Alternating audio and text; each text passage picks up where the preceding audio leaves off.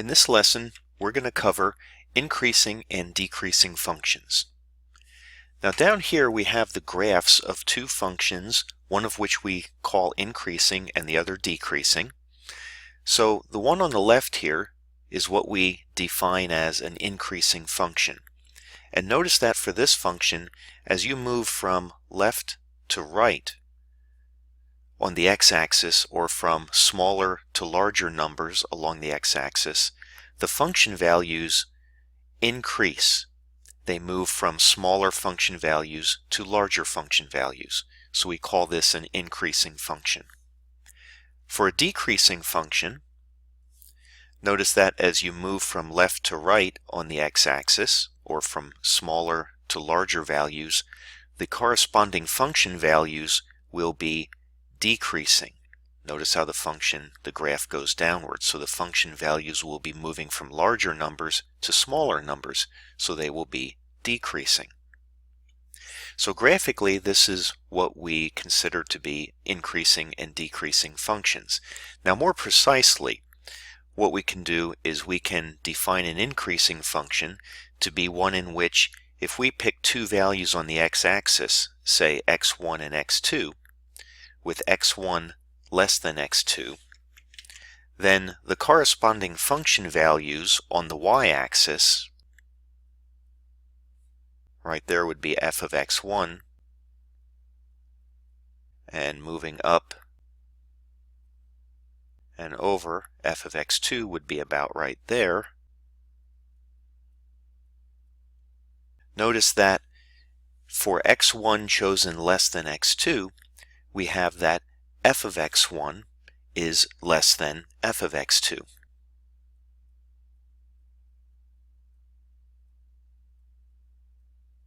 For a decreasing function, if we do the same thing, if we pick x1 to be less than x2, you'll notice that the exact opposite is true. You notice that the function values right here would be f of x2. Right here would be where f of x1 is. And you notice for a decreasing function, f of x1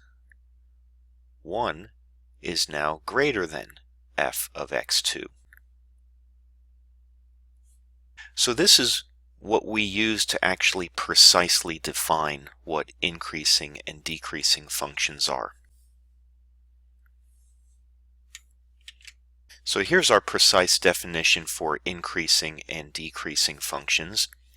A function f of x is said to be increasing on an interval if, for any two numbers x1 smaller than x2 chosen, f of x1 is going to be less than f of x2. On the other hand, a function is said to be decreasing on an interval if, for any two numbers chosen in the interval with x1 less than x2, f of x1 is greater than f of x2. So these are the definitions that we use to actually prove theorems. Let's take a look at an example. So here we have the graph of the function 2x cubed minus 3x squared minus 12x. And let's just visually look at this graph and try to determine over which intervals f of x is increasing and decreasing. So we notice that we have the relative extreme values at these two locations. And you notice that on this portion of the graph, it looks like we are increasing, because as we move from left to right on the x-axis, the function values are increasing. They're moving from smaller to larger numbers. So it looks like we are increasing on this region. So here we are increasing. On the other hand, from -1 out to 2, in this region, as we move from left to right, our function values are decreasing. They are moving from larger numbers to smaller numbers on the y-axis. So in here we are decreasing. And then from 2 to 4, it looks like we are increasing again. So we would say that we are increasing for this function. We are increasing on the interval from negative infinity to negative 1 and from 2 to positive infinity. So that is the interval over which we're increasing, and this function is decreasing on the interval from negative 1 to 2. And so that's the region over which we're increasing and decreasing for this example.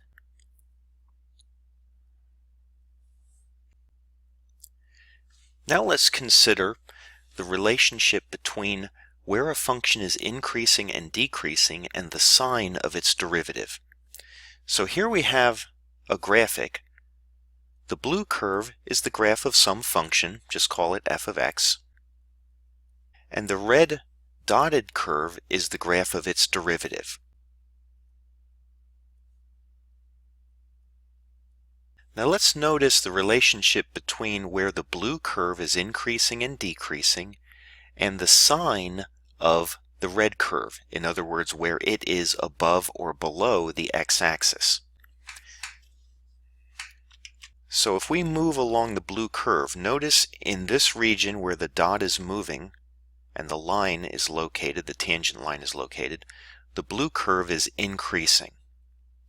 Notice also that the slope of the tangent line, that black line segment, the slope of that line segment is positive.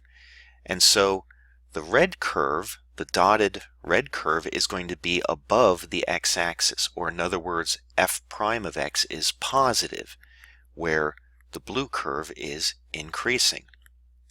Now right about here, the blue curve stops increasing and it starts to decrease. Notice that where it stops increasing and starts to decrease, our tangent line is horizontal, so our derivative is 0 right there. And now when the blue curve starts decreasing, the slope of the black line segment becomes negative, and the graph of our derivative function drops below the x-axis, or in other words, f prime is negative in here. And then our function decreases. Now we stop decreasing, and we're going to start increasing again. Well, notice that right about here, our tangent line is horizontal. So our tangent line is horizontal. So our derivative is 0. Right there is the derivative. It's 0 at 2. And now, when we move to the right a little bit more, the black line becomes, the slope of it becomes positive again. Our blue curve, we start increasing again. And so the graph of the derivative is positive. So in other words, it is above the x-axis. So we see a relationship between where a function is increasing and decreasing and the sign of the derivative, and it goes like this.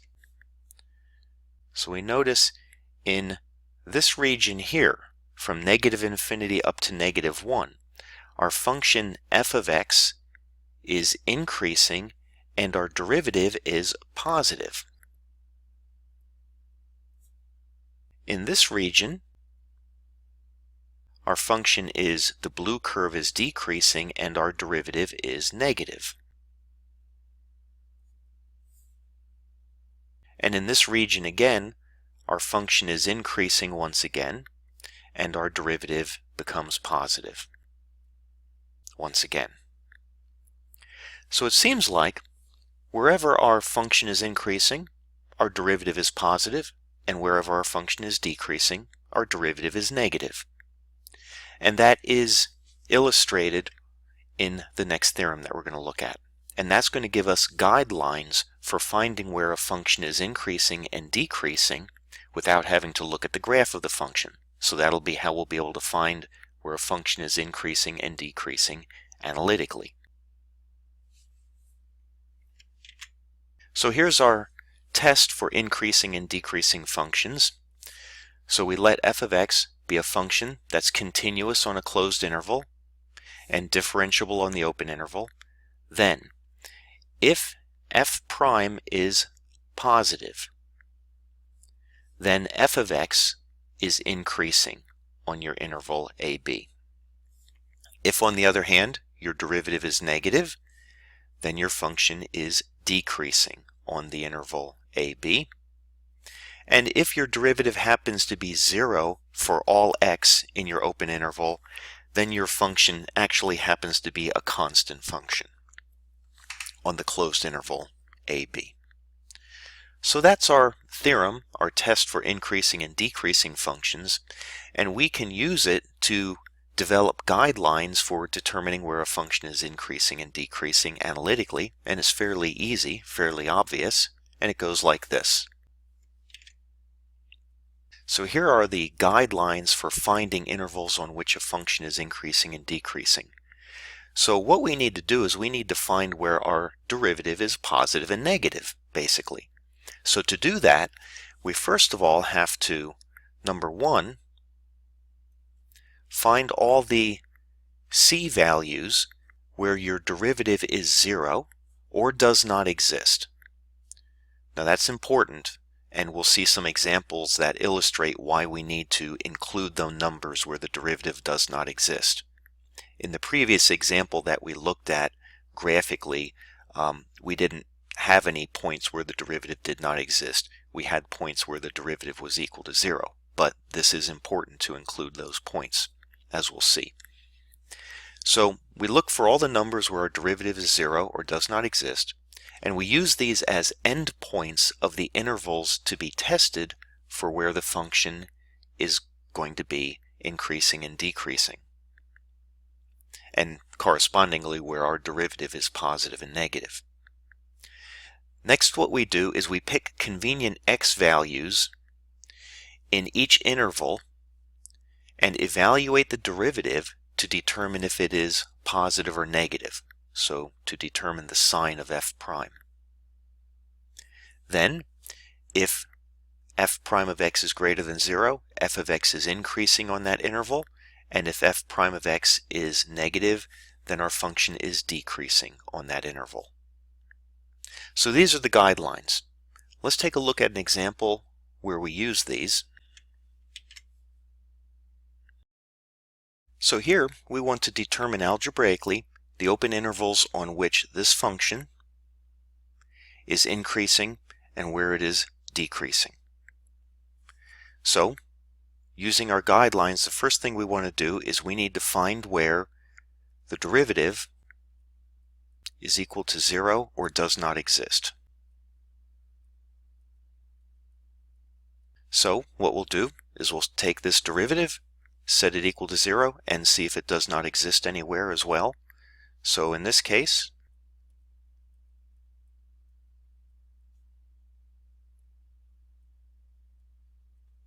and now we want to find where that is equal to 0 or does not exist. Now in this case, since this is a polynomial, we don't need to worry about where it does not exist, because obviously it exists everywhere. The only time this would not exist, or the derivative might not exist for our examples, is when you have the quotient of two functions. Then we would need to worry where the denominator is equal to 0. That would be where our derivative would not exist. But in this case, we have just a nice polynomial, so we don't need to worry about that. So we just need to set this, solve for where the derivative is equal to 0. Now this will factor as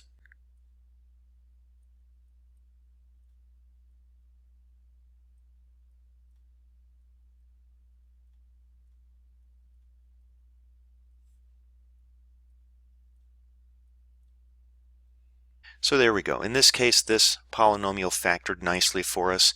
Now we just need to set each term individually equal to 0. And x plus 1 equaling 0 implies that x is equal to -1. And x minus 2 equaling 0 implies x is equal to 2. So these are the locations where this polynomial or our derivative, is equal to 0. Now if it did not factor nicely in this case, well, you would need to use the quadratic formula then. So here are the locations where our derivative is 0, and so what we'll do is we're going to use a sign pattern technique. So we will mark off on the number line -1 and 2, and what we're going to do is we're going to pick test values in each interval determined by those points. So here we'll pick a number to the left of -1, perhaps -2. Here we'll pick a number between -1 and 2, like 0 is a nice convenient number, and to the right of 2, 3. Now we just need to evaluate our derivative at -2, 0, and 3 and see if it's positive or negative. So notice if we put -2 into our derivative, now for a lot of these problems we have a nice factored form for our derivative right here, so we can just think of putting -2 in here and determining if it's positive or negative. So notice that f prime of -2, well, that's going to be a positive number times a -2 plus 1 is negative. -2 minus 2 is -4. That's going to be negative, so this is going to be positive. Or in other words, I'm just doing this. If we put -2 in here for x, we get -1. And if we put -2 in here for x, we get -4. Notice that this is a positive number because two negatives make a positive. So our derivative is positive in this region from -infinity to -1. Now if we put 0 into here for x, notice that we get back a +6 times +1 times -2. That's going to be a negative number. So our derivative is negative from -1 to 2. If we put 3 in here for x, we get +6 times +4 times +1. That's going to be a positive number. So our derivative is positive from 2 to infinity. So now we have determined here the sign of our derivative. It's given by this sign pattern technique, and now we can read off where our function is increasing and decreasing. So we see that our function is increasing from -infinity to -1, because that is where our derivative is positive, and also from 2 to positive infinity, because that's where our derivative is positive as well. And it is decreasing where our derivative is negative, and that is over the interval from -1 to 2. And there, we found where our function is increasing and decreasing. Now up here we have the graph of the function, and we can just verify graphically what we found down here. So if you notice right here, that's -1 on the x-axis. Right here is 2 on the x-axis, and yes, it does look like our function is increasing from -infinity up to -1, and then from 2 to positive infinity, and it does look like we are decreasing from -1 to 2. And so that concludes our discussion about increasing and decreasing functions.